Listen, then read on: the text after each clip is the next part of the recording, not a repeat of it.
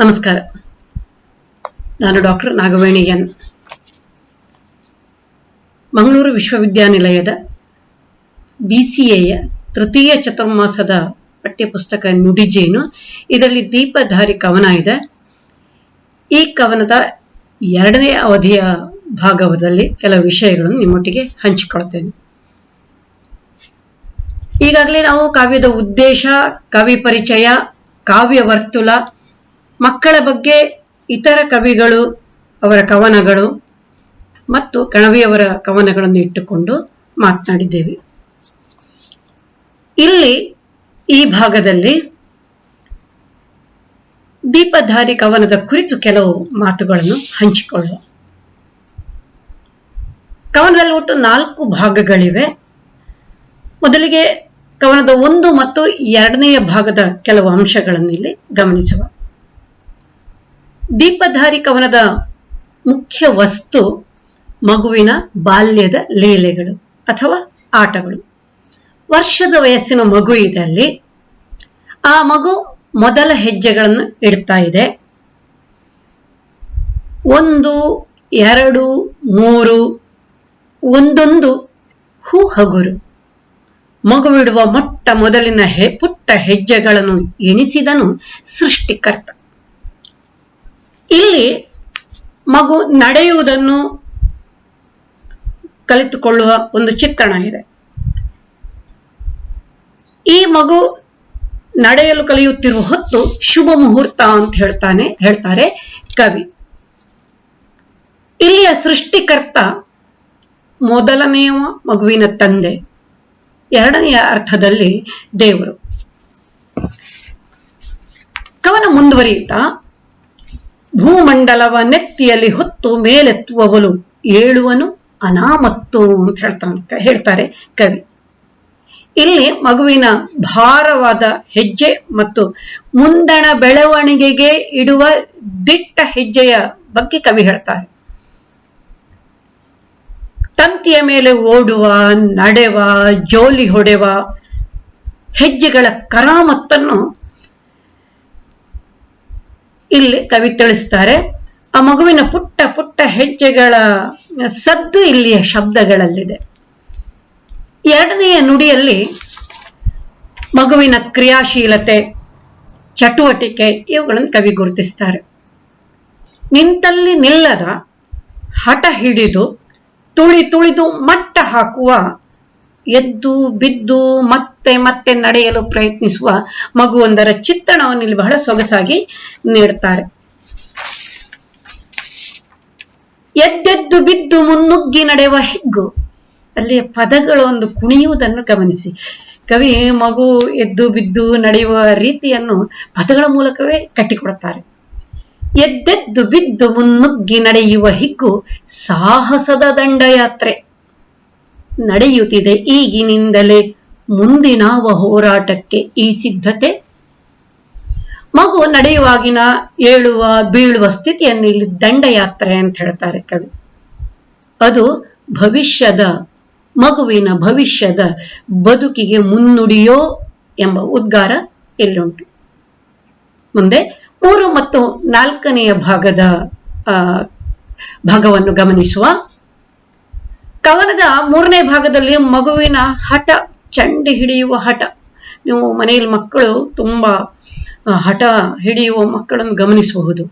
ಅವುಗಳು ಹೇಗೆ ಹಠ ಹಿಡಿತಾವ ಅಂದ್ರೆ ಅವುಗಳ ಕೆಲಸ ಆಗುವ ತನಕ ಬಿಡೋದಿಲ್ಲ. ಅಳು,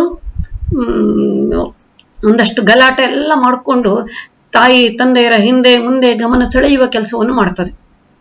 ಇಲ್ಲಿ ಹೇಳ್ತಾರೆ, ಮತ್ತು ಮಗು ಇಡೀ ಮನೆ ಕೇಂದ್ರ ಬಿಂದುವಾಗಿ ಇಡುವುದಕ್ಕೆ ಪ್ರಯತ್ನ ಪಡ್ತದೆ. ಅದು ತನ್ನನ್ನು ತಾನು ಕೇಂದ್ರ ಬಿಂದುವಾಗಿ ಸ್ಥಾಪಿಸಿಕೊಳ್ಳುವುದಕ್ಕೆ ಮಗು ಪ್ರಯತ್ನ ಪಡ್ತದೆ. ಆ ಮೂಲಕ ಇವನ ಅಧ್ಯಕ್ಷತೆಯ ಕೆಳಗೆ ಜರುಗಲು ಬೇಕು ಆ ಮನೆಯ ಪ್ರತಿಯೊಂದು ಕಾರ್ಯ. ಮಗು ಇಲ್ಲದೆ ಯಾವ ಕೆಲಸ ಮನೆಯಲ್ಲಿ ನಡೆಯುವುದಿಲ್ಲ. ತಪ್ಪಿತೋ ಹಿಂದು ಮುಂದು ನೋಡದಿವನು ಊದಿಯೇ ಬೀಳುವ ಸಮರತೋರ್ಯ. ಏನೇ ಕೆಲಸ ಮಾಡ್ಲಿ ಮನೆಯೊಳಗೆ ಹೊರಗಡೆ ಅಲ್ಲಿ ಮಗು ಇರಬೇಕು. ಅಂದ್ರೆ ಮನೆಯ ಹಿರಿಯರೆಲ್ಲ ಏನೇನೇನೇನು ಕೆಲಸ ಮಾಡ್ತಾರೋ ಅವರೊಟ್ಟಿಗೆ ಈ ಮಗು ಹಿಂದೆ ಮುಂದೆ ಹೋಗ್ತಾ ಕಾಲಿಗಡ್ಡ, ಕೈಗಡ್ಡ, ಕೆಲಸಕ್ಕಡ್ಡ ಸಿಕ್ಕುವ ಹಾಗೆ. ಆದ್ರೆ ಆ ಮಗು ಎಲ್ಲರೊಂದಿಗೂ ತನ್ನನ್ನು ಗುರುತಿಸಿಕೊಳ್ಳಲಿಕ್ಕೆ ಪ್ರಯತ್ನ ಪಡ್ತದೆ. ಎಲ್ಲರೂ ತನ್ನನ್ನು ಗಮನಿಸಬೇಕು ಅಂತ ಹೇಳುವುದಕ್ಕಾಗಿಯೂ ಮಗು ಹಠ ಹಿಡಿಯುತ್ತದೆ. ಎಲ್ಲರೂ ಉಪಯೋಗಿಸುವಂಥದ್ದು ತನಗೆ ಬೇಕು ಅಂತ ಹೇಳ್ತದೆ. ಅಂದ್ರೆ ಮಗು ಮನೆಯ ಕೇಂದ್ರ ಬಿಂದುವಾಗುವುದಕ್ಕೆ ಪ್ರಯತ್ನ ಪಡ್ತದೆ. ಅವನೇ ಅಲ್ಲಿ ಲೀಡರ್, ಮಗುವೇ ಮನೆಯಲ್ಲಿ ಲೀಡರ್. ಮನೆಯವರು ಆ ಮಗುವನ್ನು ಎಷ್ಟು ಜಾಗ್ರತೆಯಾಗಿ ನೋಡಿಕೊಳ್ಬೇಕು ಅಂದ್ರೆ ಅವನಿಂದ ಕಣ್ಣು ತೆಗೆಯುವ ಹಾಗಿಲ್ಲ. ಒಂದು ವಯಸ್ಸಾದವರು ಹೇಳುವ ಕ್ರಮ ಉಂಟು, ನನ್ನನ್ನು ಎಲ್ಲಿ ಬೇಕಾದ್ರೂ ಇಟ್ಟು ಬಿಡು, ಆದ್ರೆ ಮಕ್ಕಳಿದ್ದಲ್ಲಿ ಇಡಬೇಡ ಅಂತ. ಅಂದ್ರೆ ಸತ್ತ ಮೇಲೆ ಕೂಡ ಆ ಮಕ್ಕಳು ಅಷ್ಟು ಕಾಡ್ತಾರೆ ಅಂತ ಅರ್ಥ. ಒಂದಾದ್ರೆ ಹಿರಿಯವರು ಆ ಮಕ್ಕಳನ್ನು ಅಷ್ಟು ಗಮನದಿಂದ ಗಮನಿಸಬೇಕು ಅನ್ನುವುದು ಇನ್ನೊಂದು ಅರ್ಥ. ಅವರಿಗೆ ಕೈಕಾಲು ಬಿದ್ದು ಹೋಗ್ತದೆ. ಸಾಮಾನ್ಯ ವಯಸ್ಸಾದವರಿಗೆ ಮಕ್ಕಳ ಹಿಂದೆ ಓಡಾಡ್ಲಿಕ್ಕೆ ಆಗೋದಿಲ್ಲ, ಕೈಕಾಲು ಬಿದ್ದು ಹೋಗ್ತದೆ. ಆದ್ರೆ ಮಗುವಿಗೂ ಅವರಿಗೂ ಆ ಮಗುವನ್ನು ಬಿಡುವುದಕ್ಕೆ ಗೊತ್ತಿಲ್ಲ. ಅವರಿಗೆ ಅಂಥ ಪ್ರೀತಿ ಇದೆ, ಅಂತ ಜಾಗೃತೆಯಿಂದ ಕಾಪಾಡಬೇಕಾಗಿದೆ. ಮಗು ಎಲ್ಲ ಕೆಲಸದಲ್ಲಿ ಕೂಡ ಕುತೂಹಲದಿಂದ ಭಾಗವಹಿಸ್ತದೆ, ಎಲ್ಲೂ ನಿರಾಕರಿಸುವ ಹಾಗಿಲ್ಲ. ನೋಡಪ್ಪ, ನಿನ್ಗೆ ಕೆಲಸ ಆಗೋದಿಲ್ಲ, ನಿನ್ಗೆ ಮಾಡ್ಲಿಕ್ಕೆ ಸಾಧ್ಯ ಇಲ್ಲ ಅಂತ ಹೇಳಲಿಕ್ಕೆ ಸಾಧ್ಯವೇ ಇಲ್ಲ. ನನ್ಗೆ ಸಾಧ್ಯ ಉಂಟು ಅಂತ ತೋರಿಸಿಕೊಡ್ಲಿಕ್ಕೆ ಆ ಮಗು ಆ ಕೆಲಸದಲ್ಲಿ ತನ್ನನ್ನು ತೊಡಗಿಸಿಕೊಳ್ತದೆ. ಒಂದು ವೇಳೆ ಹಿರಿಯವರು ಆ ಮಗುವಿಗೆ ನೀನು ಈ ಕೆಲಸ ಮಾಡ್ಲೇಬೇಡ ಅಂತ ಎತ್ಕೊಂಡು ಹೋದ್ರೆ ಹತ್ತು ಕರ್ದು ಕೈ ಕಾಲು ನೆಲಕ್ಕೆ ಬಡ್ದು ನೆಲದಲ್ಲಿ ಬಿದ್ದು ಹೊರಳಾಡಿ ಹಠ ಸಾಧಿಸಿ ಕವಿ ಹೇಳ್ತಾರೆ ಇದನ್ನು ಊದಿಯೇ ಬಿಡುವ ಸಮರತೂರ್ಯ. ಸಮರತೂರ್ಯ ಅಂದ್ರೆ ಯುದ್ಧರಂಗದಲ್ಲಿ ಊದುವಂತ ಒಂದು ವಾದ್ಯ. ಯುದ್ಧ ಆರಂಭ ಆಗೋದಿಕ್ಕೆ, ಯುದ್ಧ ನಿಲ್ಲಿಸೋದಿಕ್ಕೆ ಒಂದು ಸಾಂಕೇತಿಕವಾಗಿ ಊದುವಂತ ಒಂದು ವಾದ್ಯ. ಹಿರಿಯರೊಂದಿಗೆ ಅಥವಾ ಮನೆಯವರೊಂದಿಗೆ ತನ್ನ ಯುದ್ಧ ಸಾರಿಯೇ ಬಿಡ್ತಾನೆ ಮಗು. ಆಗ ಸೋಲ್ಲೇಬೇಕು. ದೊಡ್ಡವರು ಹಿರಿಯವರು ಮಗುವನ್ನು ಕೆಲಸದಲ್ಲಿ ಸೇರಿಸಿಕೊಳ್ಳಲೇಬೇಕು. ಒಂದು ವೇಳೆ ಸೇರಿಸಿಕೊಳ್ಳುವುದಿಲ್ಲ ಅಂತ ನಿರಾಕರಿಸಿದ್ರೆ ಆ ಮಗು ತನ್ನ ಅನನ್ಯತೆಯನ್ನು ಅಲ್ಲಿ ಸ್ಥಾಪಿಸಿಯೇ ಬಿಡುತ್ತದೆ. ಅಷ್ಟೇ ಅಲ್ಲ, ಇಂಥ ಹಠವಾದಿ ಮಗು ಅಸಹಾಯಕವಾದಾಗ ಅದಕ್ಕೇನು ಅಹಂಭಾವವೂ ಇಲ್ಲ. ಅಹಂಭಾವ ಅನ್ನೋದೇ ಇಲ್ಲ. ಅದೇನ್ ಮಾಡ್ತದಂದ್ರೆ ಅತ್ತು ಬಿಡ್ತದೆ, ಅತ್ತು ತನ್ನ ಕೆಲಸವನ್ನು ಸಾಧಿಸಿಕೊಳ್ತದೆ. ಕಾರ್ಯ ಪೂರೈಸಿದಾಗ ಮಗು ಮತ್ತು ಆ ಹಿರಿಯರ ಸಂಬಂಧವನ್ನು ನೀವು ಗಮನಿಸಿ. ಹೇಗಿರ್ತದೆ ಅಂದ್ರೆ, ಮಗು ಚಪ್ಪಾಳೆ ತಟ್ಟಿ ನಕ್ರೆ ಮನೆಯವರಿಗೆ ಬಹಳ ಸಂತೋಷ ಆಗ್ತದೆ, ಬಹಳ ಪ್ರಿಯವಾಗ್ತದೆ. ಮಗುವಿನ ಆನಂದದಲ್ಲಿ ಅಷ್ಟು ಹೊತ್ತು ಮಾಡಿದ ಹಠ ಅದೆಲ್ಲವನ್ನು ಮರೆತು ಮಗು ಆನಂದದಲ್ಲಿ ಮತ್ತೆ ಹಿಂದಿನ ಹಾಗೆ ಆಗುವುದನ್ನು ಹಿರಿಯವರು ಇಷ್ಟಪಡ್ತಾರೆ. ಇದ್ರೊಂದಿಗೆ ಇಲ್ಲಿಂದ ಇಲ್ಲಿಯ ನಗುವನ್ನು ಕವಿ ಹೇಳ್ತಾರೆ. ಚಂದ್ರ ಲೋಕದಿಂದ ಅರಳಿದ ಅಷ್ಟು ದೊಡ್ಡ ದುಂಡು ಮಲ್ಲಿಗೆ ಅಂತ, ಇಷ್ಟಗಲದ ದುಂಡು ಮಲ್ಲಿಗೆ ಹೂ ಅಂತ ಹೇಳ್ತಾರೆ ಕವಿ. ಅಂದ್ರೆ ಮಗು ಮತ್ತು ಪ್ರಕೃತಿಯ ಸಂಬಂಧವನ್ನು, ಸಹಜವಾದ ಸಂಬಂಧವನ್ನು ಕವಿ ಹೇಗೆ ಇಲ್ಲಿ ಗುರುತಿಸ್ತಾರೆ ಅಂತ ನೋಡಿ. ಈ ಭಾಗದಲ್ಲಿ, ಮೂರನೇ ಭಾಗದಲ್ಲಿ ಮಗುವಿನ ಅಳುವಿನ ವೈವಿಧ್ಯತೆಯನ್ನು ಹೇಳ್ತಾರೆ ಕವಿ. ಹಠ ಸಾಧನೆಯ ಗುಣವನ್ನು ಕೂಡ ಇಲ್ಲಿ ಬಹಳ ಸುಂದರವಾಗಿ ಕವಿ ಹೆಣೆಯುತ್ತಾರೆ. ಒಂದ್ ಕಡೆ ಬ್ರಾಕೆಟ್ ನಲ್ಲಿ ಹೇಳ್ತಾರೆ ಅವರು, ಇತ್ತೀಚೆಗೆ ಮಗು ಕಣ್ಣಿನಲ್ಲಿ ನೀರಿಲ್ಲದೆ ಸುಳ್ಳೆ ಅಳುವುದನ್ನು ಕೂಡ ಅಭ್ಯಾಸ ಮಾಡಿಕೊಂಡಿದೆ. ಅಂದ್ರೆ ಅದು ಒಂದು ಅಳುವಿನಿಂದ ಕೆಲಸವನ್ನು ಸಾಧಿಸುವುದು ಸಾಧ್ಯ ಉಂಟು ಅಂತ ಗೊತ್ತಾಗಿದೆ. ಇನ್ನೊಂದು ಆ ಅಳು ಕೃತಕ, ಸಹಜವಾಗಿ ಅಳುವುದಲ್ಲ, ಕೃತಕವಾಗಿ ಅಳುವುದಕ್ಕೆ ಕೂಡ ಮಗು ಸಾಧ್ಯ ಕಲ್ತಿದೆ ಅಂತ ಹೇಳ್ತಾರೆ. ನಾಲ್ಕನೆಯ ಭಾಗದಲ್ಲಿ ಮಗು ಮತ್ತು ಪ್ರಕೃತಿಯ ಸಂಬಂಧವನ್ನು ಇನ್ನೊಮ್ಮೆ ತೆರೆದಿಡ್ತಾರೆ ಕವಿ. ಮಗು ಹೊರ ಜಗತ್ತಿನೊಂದಿಗೆ ತನ್ನ ಕೈಗಳನ್ನು 10 ದಿಕ್ಕಿಗೆ ಏನ್ ಮಾಡ್ತದೆ, ಹೊರಳಿಸಿ ಯಾರನ್ನೂ ಕೂಗಿ ಕರೆಯುವ ಹಾಗೆ ಅಭಿನಯಿಸ್ತದೆ. ಯಾರತ್ರೋ ಮಾತನಾಡಿದ ಹಾಗೆ ಬಾಯನ್ನು ಅಲ್ಲಾಡಿಸ್ತಾ ಮಾತನಾಡ್ತಾರೆ. ಅದರೊಟ್ಟಿಗೆ ಕಣ್ಣಿಗೆ ಕಂಡದ್ದನ್ನೆಲ್ಲ ಮಗು ಮಾತನಾಡಿಸ್ತದೆ. ಈ ಮನೆಯಲ್ಲಿ ಸಣ್ಣ ಮಕ್ಕಳೆಲ್ಲಾದ್ರೂ ಶಾಲೆಗೆ ಹೋಗುವವರು ಅಥವಾ KG ಕ್ಲಾಸಿಗೆ ಹೋಗುವವರು, ಅಂಗನವಾಡಿ ಶಾಲೆಗೆ ಹೋಗುವವರು ಒಮ್ಮೆ ಸುಮ್ಮನೆ ಗಮನಿಸಿ, 3-4 ವರ್ಷದ ಮಕ್ಕಳು ಅಲ್ಲಿ ಏನೆಲ್ಲ ಹೇಳ್ತಾರೋ ಮನೆಯಲ್ಲೆಲ್ಲ ಬಂದು ಅದನ್ನೇ ಮತ್ತೆ ಮತ್ತೆ ಹೇಳ್ತಾರೆ. ಕೈಯಲ್ಲೊಂದು ಬೊಂಬೆ ಇದ್ರೆ ಆ ಬೊಂಬೆಯನ್ನು ಇಟ್ಟುಕೊಂಡು ಮಗು ಸ್ಟೂಡೆಂಟ್ ಆಗ್ತದೆ, ವಿದ್ಯಾರ್ಥಿ ಆಗ್ತದೆ, ಮಗು ಟೀಚರ್ ಆಗ್ತಾರೆ, ಶಿಕ್ಷಕಿ ಆಗ್ತಾರೆ, ಆ ಬೊಂಬೆ ಮಗುವಾಗ್ತದೆ. ಶಾಲೆಯಲ್ಲಿ ಹೇಳಿದ್ದನ್ನು ಮಗು ಅಥವಾ ಹಾಗೇ ಬಂದ ಬೊಂಬೆಯೊಟ್ಟಿಗೆ ಅಭಿನಯಿಸ್ತದೆ. ಅದಕ್ಕೆ ಹೊರಗಿನ ಜಗತ್ತೇ ಇಲ್ಲ, ಅದರದ್ದೇ ಆದ ಜಗತ್ತುಂಟು. ಈ 1 ವರ್ಷದ ಮಗು ಏನ್ ಮಾಡ್ತದೆ ಅಂದ್ರೆ, ಹೊರಗೋದ್ರೆ ಕಂಡದ್ದನ್ನೆಲ್ಲ ಮಾತನಾಡಿಸ್ತದೆ. ಒಂದು ಸ್ವಚ್ಛವಾದ, ಸ್ವತಂತ್ರವಾದ, ಸುಂದರವಾದ ಮನಸ್ಥಿತಿಯಲ್ಲಿ ಮಗುವಿನದ್ದಾಗಿರ್ತದೆ. ಹೊರಗಡೆ ಅಂಗಳಕ್ಕೆ ಬಂದ್ರೆ ಬಾನಿನ ಮರೆಯಲ್ಲಿ, ಮೋಡದ ಮರೆಯಲ್ಲಿ ಇದ್ದಂತಹ ಚಂದ್ರನನ್ನು ತೋರಿಸ್ತದೆ. ಅದು ಅಲ್ಲಿ ಚಂದಮಾಮ ಇದೆ ಅಂತ ತೋರಿಸ್ತದೆ. ಆಕಾಶದ ತುಂಬ ಇರುವ ನಕ್ಷತ್ರಗಳನ್ನು ಒಂದೇ ನೋಟದಲ್ಲಿ ತನ್ನ ಕಣ್ಣೊಳಗೆ ತುಂಬಿಕೊಳ್ಳುತ್ತದೆ. ಎಲ್ಲಾದ್ರೂ ಹೂ ಸಿಕ್ಕಿದ್ರೆ ಅದನ್ನು ಕಿತ್ತು ಮೂಗಿಗೆ ಇಟ್ಟುಕೊಂಡು ಪರಿಮಳವನ್ನು ಆಸ್ವಾದಿಸುತ್ತದೆ.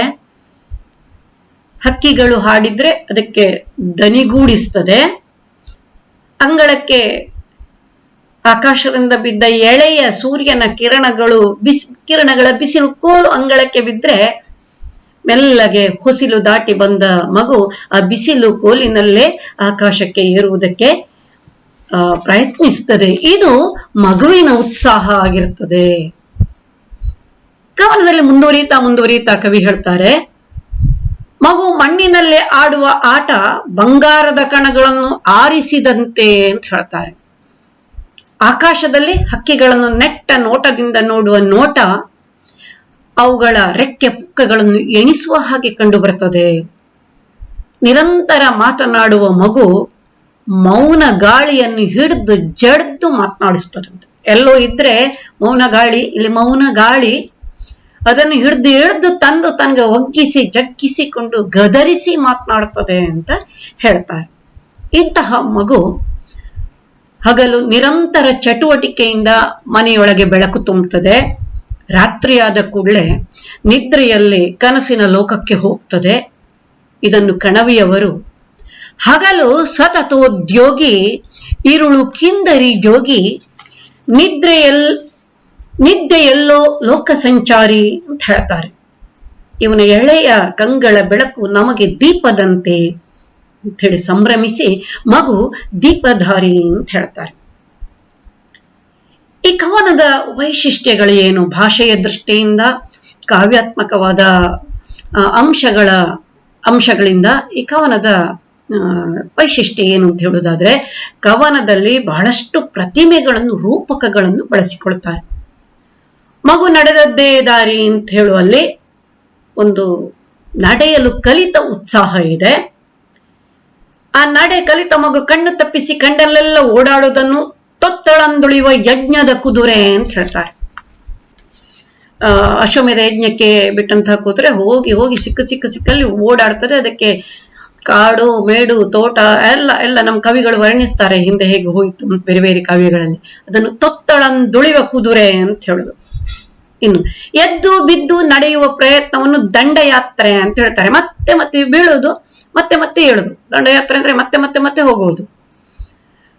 ಇಲ್ಲೂ ಕೂಡ ನಡೆಯುವ ಕ್ರಿಯೆಯನ್ನು ದಂಡಯಾತ್ರೆ ಅಂತ ಹೇಳ್ತಾರೆ. ಮಗುವಿನ ಅಳುವನ್ನು, ಹಠದ ಸ್ವಭಾವವನ್ನು, ಸಾಧಿಸಿಯೇ ಬಿಡ್ತೇನೆ ಅಂತ ಹೇಳುವ ಸ್ವಭಾವವನ್ನು, ಅದರ ಅಳುವನ್ನು, ಹಠವನ್ನು ಸಮರತೂರ್ಯ ಅಂತ ಹೇಳ್ತಾರೆ. ಇಡೀ ದಿನದ ಮಗುವಿನ ಕ್ರಿಯಾಶೀಲತೆಯನ್ನು ಉರಿಯುವ ಸೂರ್ಯನಿಗೆ ಹೋಲಿಸುತ್ತಾರೆ. ಹಾಗೆ ನಿರ್ಭಯವಾಗಿ ಮನೆ ತುಂಬ ಓಡಾಡುವ, ಅಂಗಳದ ತುಂಬ ಓಡಾಡುವ, ಹೆಜ್ಜೆ ಇಡುವಲ್ಲಿ ಏನಿದೆ ಅಂತ ನೋಡದೆ ನಿರ್ಭಯವಾಗಿ ಓಡಾಡುವ ಗುಣವನ್ನು, ಆ ಶಕ್ತಿಯನ್ನು ವಜ್ರಕಾಯ ಅಂತ ಹೇಳ್ತಾರೆ. ಹಗಲೆಲ್ಲ ಆಯಾಸ ಆಗಿ ರಾತ್ರಿಯಾದಂತೆ ಮೈ ಮರೆತು ಮಲಗಿ ತನ್ನಲ್ಲೇ ನಗುತ್ತಾ ಕನಸು ಕಾಣುವ ಗುಣವನ್ನು, ಅಂತಹ ಮಗುವನ್ನು ಹಿಂದರಿ ಜೋಗಿಯಾಗಿ ಯಕ್ಷಲೋಕವನ್ನು ಸುತ್ತುತ್ತದೆ ಅಂತ ಹೇಳ್ತಾರೆ. ಇದು ಕವಿಯ ಕಲ್ಪನೆ. ಇಷ್ಟೇ ಅಲ್ಲ, ಕಣವಿಯವರ ಕವನದ ಶಕ್ತಿ ಪ್ರಾಸಗಳಲ್ಲಿದೆ ಅಂತ ಒಂದು ಮಾತಿದೆ. ಆ ಮಾತಿಗೆ ಅನುಗುಣವಾಗಿ ಇಲ್ಲೂ ಕೂಡ ಕಣವಿಯವರು ಬಹಳಷ್ಟು ಪ್ರಾಸಗಳ ಮೂಲಕ ಸಾಲುಗಳನ್ನು ಹೆಣೆಯುತ್ತಾ ಹೋಗ್ತಾರೆ. ಒಂದೆರಡು ಉದಾಹರಣೆ ಇಲ್ಲಿ ಕೊಡುವುದಾದ್ರೆ, ಭೂಮಂಡಲವ ನೆತ್ತಿಯಲ್ಲಿ ಹೊತ್ತು ಮೇಲೆತ್ತುವವನು ಏಳುವನು ಅನಾಮತ್ತು, ಅಲ್ಲಿ ತಕಾರದ ಮತ್ತೆ ಬರುವಂತ. ಎದ್ದೆದ್ದು ಬಿದ್ದು ಮುನ್ನುಗ್ಗಿ ನಡೆಯುವ ಹಿಗ್ಗು, ದಕಾರ ಮತ್ತು ಗಕಾರ ಗಮನಿಸಿ. ಎದ್ದೆದ್ದು ಬಿದ್ದು ಮುನ್ನುಗ್ಗಿ ನಡೆಯುವ ಹಿಗ್ಗು, ಎತ್ತಲೋ 10 ದಿಕ್ಕಿಗೆ ಕೈಯ ನೆತ್ತುವನು, ಇಲ್ಲಿಯೂ ಮತ್ತೆ ತಕಾರ. ಇವನೆಳೆಯ ಕಂಗಳಲ್ಲಿ ಹೊಳೆವ ತಿಂಗಳ ಬೆಳಕು, ಇವನೆಳೆಯ ಕಂಗಳಲ್ಲಿ ಹೊಳೆವ ತಿಂಗಳ ಬೆಳಕು. ಇಲ್ಲೆಲ್ಲ ಅಕ್ಷರಗಳ ಅನುಪ್ರಾಸ ಕಾವ್ಯದ ಸೌಂದರ್ಯವನ್ನು ಹೆಚ್ಚಿಸ್ತಾ ಹೋಗ್ತದೆ. ದೀಪಧಾರಿ ಕವನದಲ್ಲಿ ನಾವು ಗಮನಿಸಬಹುದಾದಂದ್ರೆ ಮಗುವೊಂದರ ಬಾಲ್ಯದ ಎಲ್ಲ ಸ್ವಭಾವಗಳನ್ನು ಓದುಗನ ಮನಸ್ಸಿನಲ್ಲಿ ಹುಟ್ಟುಹಾಕ್ತಾ ಅದರ ಆಚೆಗಿನ ಒಂದು ಅನುಭವವನ್ನು ಕಟ್ಟಿಕೊಡುವುದು. ಪ್ರತಿಯೊಬ್ಬ ಓದುಗನಿಗೂ ಸಹೃದಯನಿಗೂ ಇಲ್ಲೆಲ್ಲೋ ತನ್ನ ಬಾಲ್ಯದ ಅನುಭವಗಳಿವೆ ಅನ್ನುವಂಥ ಒಂದು ಚಿತ್ರಣ ಮನಸ್ಸಿನಲ್ಲಿ ಬರುವ ಹಾಗೆ ಶಬ್ದಗಳ ಮೂಲಕ ಕಟ್ಟಿಕೊಡ್ತಾರೆ. ಮಗುವಿನ ಬಗೆಗಿನ ವಾತ್ಸಲ್ಯವನ್ನು ತೆರೆದಿಡ್ತಾ ಇಡ್ತಾ ಬೇರೆ ಬೇರೆ ರೂಪಕಗಳನ್ನು ಹೋಲಿಕೆಗಳನ್ನು ಕೊಡ್ತಾ ಕವನದಲ್ಲಿ ಮಗುವಿನ ಸುಂದರ ಚಿತ್ರಣವನ್ನು ನಮ್ಮ ಮನಸ್ಸಿನಲ್ಲಿ ಸ್ಥಾಯಿ ಭಾವವಾಗಿ ಉಳಿಯುವ ಹಾಗೆ ನೋಡ್ತಾರೆ. ಇವೆಲ್ಲವನ್ನು ಹೇಳ್ತಾ ಹೇಳ್ತಾ ಈ ಕವನದಲ್ಲಿ ಒಂದು ಆರೋಗ್ಯವಂತ ಸುಂದರ ಮಗುವಿನ ಚಿತ್ರಣ ಇದೆ. ಸಮಾಜದಲ್ಲಿ ನಮಗೊಂದು ಬದ್ಧತೆ ಇದೆ. ಅದನ್ನು ಸಾಮಾಜಿಕ ಬದ್ಧತೆ ಅಂತ ಕರೆಯುವುದಾದ್ರೆ, ಜವಾಬ್ದಾರಿ ಅಂತ ಕರೆಯುವುದಾದ್ರೆ, ಎಷ್ಟು ಸಾವಿರದಲ್ಲಿ 1-2 ಮಕ್ಕಳು ಇದಕ್ಕಿಂತ ಭಿನ್ನವಾಗಿ ಬದುಕುವವರು ಇರ್ಬೋದು. ಹುಟ್ಟಿನಿಂದ ಕೆಲವು ಕ್ಲೇಶಗಳಿಗೆ ತೊಂದರೆಗಳಿಗೆ ಒಳಗಾದ ಮಕ್ಕಳು ಕೂಡ ಇದೇ ಇರ್ಬೋದು.